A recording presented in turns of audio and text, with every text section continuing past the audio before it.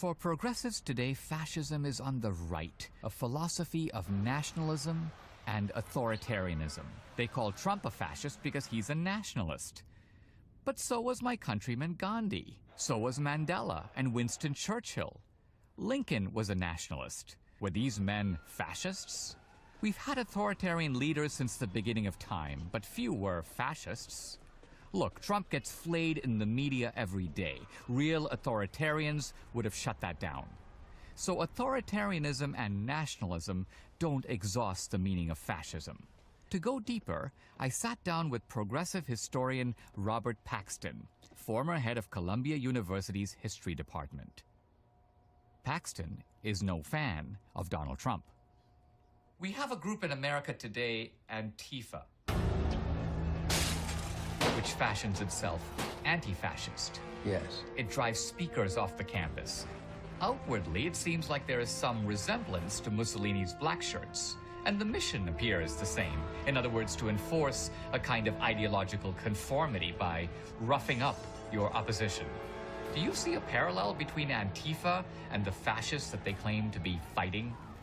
I think there's some tactical overlap.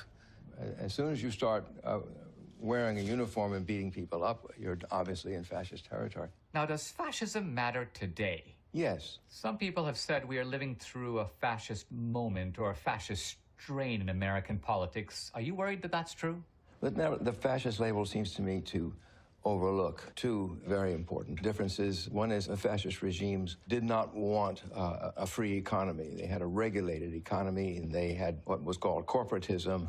And all the business enterprises were required to participate in 5-year plans, and that is the opposite of what's going on. So the principles of the American founding, the separation of state and society, limited government, individual rights, property rights, free markets, would you agree that this is what the fascists hated?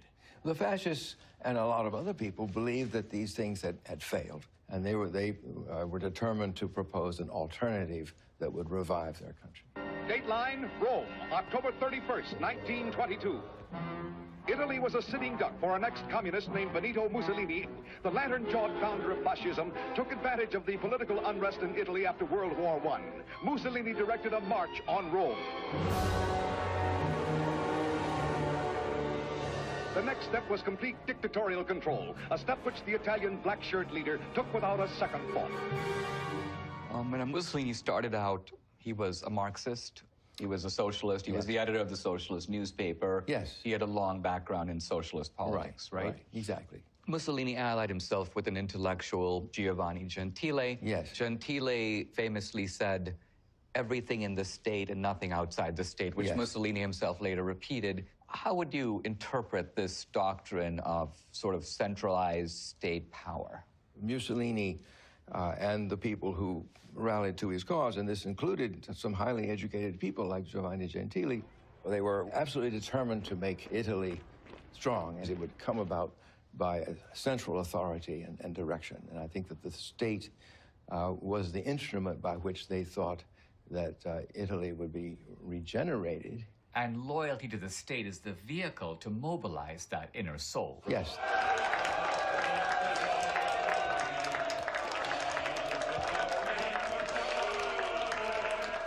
Mussolini was responding to what historians call the crisis of Marxism. Marx predicted that worker revolts would erupt in every industrialized country. But this never took place. Marx thought workers around the world would identify with each other on the basis of class. He rejected nationalism, saying a working man has no country. But Gentile, though himself a socialist, noticed that during World War I, working men fought for their own country. Mussolini and Gentile concluded that a new type of socialism was needed that would fuse nationalism and socialism. They called it fascism. And this is why socialists and progressives in America, many of whom had given up on orthodox Marxism, were drawn to fascism. In the working out of a great national program, that seeks the primary good of the greater number. Our new president at the time, Franklin Delano Roosevelt, was infatuated by Mussolini. He called him that admirable Italian gentleman. I am much interested and deeply impressed by what he has accomplished and by his evidenced honest purpose in restoring Italy. Mussolini reviewed FDR's book in an Italian magazine. His conclusion?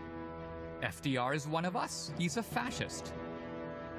FDR dispatched members of his brain trust to Rome to study Italian fascism with a view to importing some of it here.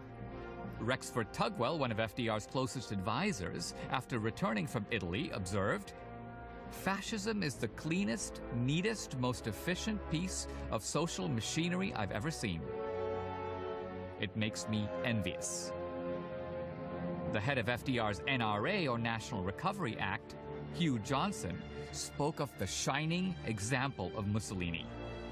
He carried fascist literature in his pocket, and he called for the end of free market capitalism in America.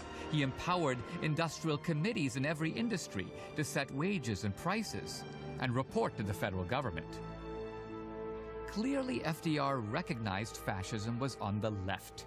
He saw it as more progressive than the New Deal. Mussolini was clearly a man of the left. But what about the ultimate fascist of them all, Adolf Hitler? Was he a man of the left? Hitler changed the name of the German Workers' Party to the National Socialist German Workers' Party. The very term Nazi is a compression of two words, National and Socialista. Check out the official Nazi platform. State-controlled healthcare, profit sharing for workers and large corporations, moneylenders and profiteers punished by death, state control of education, state control of media and the press, state control of banks and industries, seizure of land without compensation, state control of religious expression. This reads like something jointly written by Elizabeth Warren and Bernie Sanders. Read the Nazi platform at the Democratic National Convention, and most likely it would provoke thunderous applause. Like Mussolini and Lenin, Hitler was anti-big business, anti-bourgeois, and anti-capitalist. But unlike Mussolini and Lenin, Hitler was also a racist.